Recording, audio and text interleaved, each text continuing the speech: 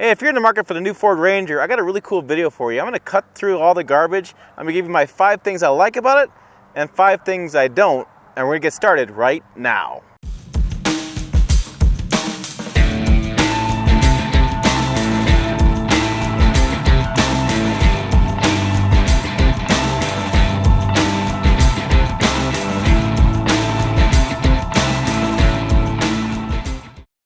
Hello, it's Tim Esterl, Pickup Truck Plus SUV Talk, and if trucks and SUVs are your passion, like they are mine, hit subscribe below, hit bell notification to be notified when videos are put out. So this is the 2019 Ford Ranger. If you've been living under a rock, you may not have realized they brought the Ranger back. And so I'm going to go ahead and show you some video of the new Ranger and how it's driving, because I've gotten this one insanely dirty. And then we're going to get to my 5 likes, my 5 not so muches. So let's get started. Alright, this is how the Ranger looks when it's clean. This is some B-roll that Ford has sent over. This is the new Ford Ranger. It's kind of like the Global Ranger. It has that similar feel to it. It's going to come in an XL, XLT, and Lariat. There'll be an FX4 package available, which is the off-road package. The XL starts at 24.3, and Lariat starts at 32. You can have 2-wheel drive, 4-wheel drive. There's a Super Crew and a Super Cab. And so these are different sizes of cabs. One's basically a crew cab, one's an extended cab. You have a 6-foot bed on the crew cab or the extended cab, and a 5-foot bed on the crew cab. One engine choice, 2.3-liter turbocharged 4-cylinder, and a 10-speed transmission. It has a sync system. There's a new trail control feature on certain grades that works out to be like cruise control off-roading. And basically, it's made to be a kind of adventure kind of pickup, and it's more of a lifestyle pickup than ever has in the past.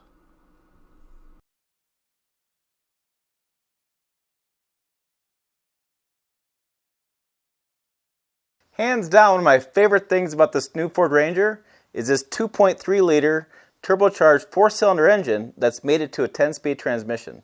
It's a 2.3-liter EcoBoost, if you want to go with terminology. If you'd have told me the 2.3-liter turbocharged 4 was enough to power this little truck, I'd have said you're plumb crazy. I tell you what, driving around a week of this thing really does a great job. You're looking at 270 horsepower and 310 foot-pounds of torque. If you're keeping track at home, that's better than some V6 engines on the marketplace today. I can tell you, it's fast off the line, it's fun, it's got additional gearing.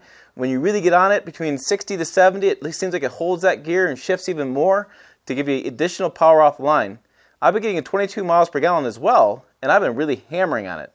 This truck's supposed to have 21 city, 26 highway in the 4-wheel drive configuration, and I could see myself getting it if maybe I just wasn't having so much fun behind the wheel. One of the things I really like about it is its size. It's easy to drive, easy to park, and it fits in my garage.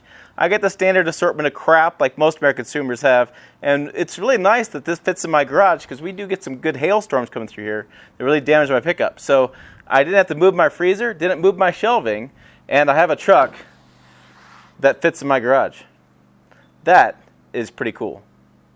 Fans of this channel may recall my Toyota Tacoma video where I had a hard time getting in even with the new powered seat. I'll put the link above in the card. In this pickup, it is pretty easy to get in,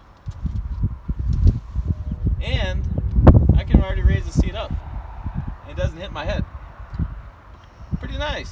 The way the opening is, easy to get in, and you know, if you can't get in a pickup, then what the hell is the point?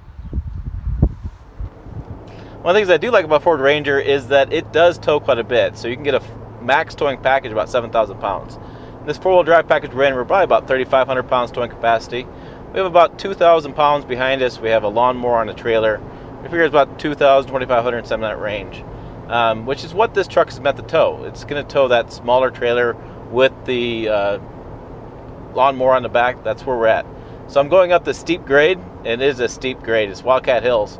I figure it's 4% on the one side, 3% grade on the other side, is what my bike computer was telling me back in the day. We're going right in the wind. I'm really pushing the envelope here on what this engine's able to do. 65 miles an hour, right now 13.6 miles per gallon, but that is dropping my average fuel economy as we're going up the hill and over the wind. But, you know, it's a pretty smooth ride. It's probably smoother than I would anticipate in this size of vehicle. I can feel a little bit of shakiness in it. I don't know if there's a little vibration. It's kind of weird, but it's still able to hold the load like you'd want to. This is not a truck you're going to tow with all the time. It's definitely going to be an occasional tower, but as an occasional tower, it does a pretty good job. It's got tow haul mode. I have that engaged, and I have quite a bit of torque here with the engine, and it's something that this truck is capable of doing. So it is something I like about it. So let's go down the hill.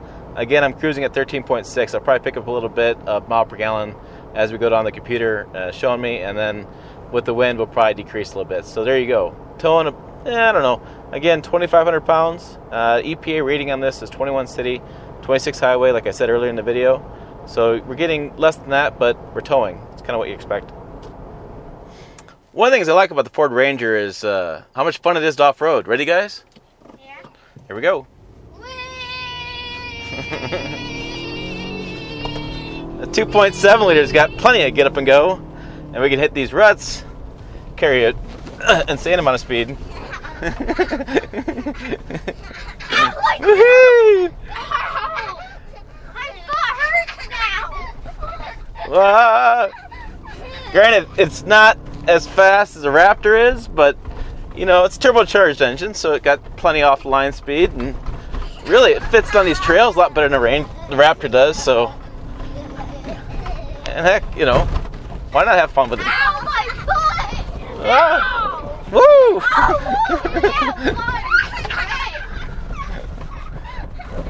It's for a family good time, family adventure.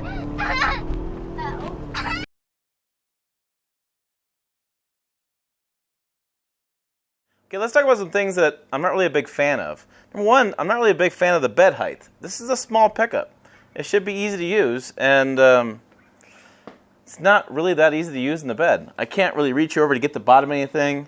It's not a very useful bed. It's only a 5-foot bed in the crew cab, and so I'm not really a fan of that. I would go probably super cab and get the 6-foot bed, to be honest with you.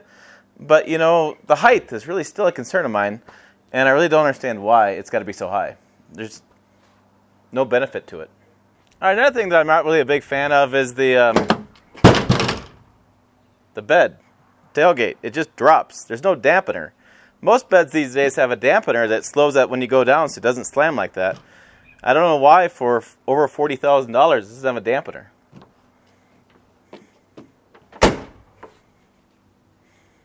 So another thing I don't like about this bed are the placements for the tie-downs. We have them here, there, and over there back in the corner. They're kind of just in the weird spots. This tie-down's lower than the front tie-down. That one's kind of in a weird spot in the middle. I get that they're easy to hook up motorcycles in, that you want to strap down the back tires to the motorcycle, but what happens to the rest of your loads? Let's say you're going to the dump. You load this up with trash, and you have to have a cover on top of your trash for the dump. How do you put the tarp on here? You got to fish your way down to tie it down. There's no spot along the rail for it either. There's no openings to tie down for your tarp. Going camping, you better leave room to go ahead and fish something down to attach bungee cords for tarps or tie downs for the tarps. I don't know why we can't have more of these tie down placements. These hooks can't be that expensive. One of the things I don't like about this truck is the shifter. Shifter's in a good spot, don't get me wrong, but if I want to go ahead and put it into the select mode, so I get to drive, and I go down one more, and I can select my gearing. I don't have any paddle shifters or anything, and it's not a gated shifter. I can't go to the left and kind of manually shift. No, I got little buttons here, plus and minus, and that's all I have in this.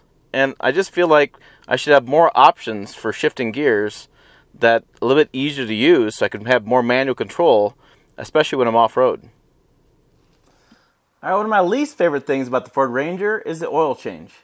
Yeah, I talked to Ford about this, and there's a whole hoopla about it, but the way the engine's configured to get more towing, they put an intercooler up front. Well, that meant they had to reroute where the oil filter went to. It's right behind this panel here.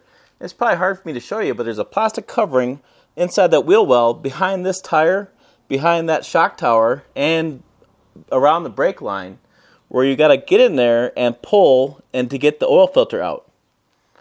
I don't know about you, but if you're a do-it-yourself kind of person, that just might piss you off. And I'm not sure how there's an easier way to get in there. And I got to tell you what, I've taken some time looking at it. I think for sure I'm taking this tire off, at the very least. But I don't know how you'd even get that oil filter sometimes. All right, that was a fun day of driving around the Ford Ranger and getting to know it even better. I hope you enjoyed this video. If you did, hit a like on the button down below, the thumb, like, yeah, do that one. Also hit subscribe and hit bell notification to be notified new videos put out. Find us on Facebook, Twitter, and Instagram. Type in Pickup Truck Talk. It's easy, 3 words, right there, it's in the name. Also, pickuptrucktalk.com. Yeah, this website, even easier. I make it so simple for you. All you gotta do is just type that in. We're there, trust me, I've done it. As always, thanks for watching. I'll see you down the road.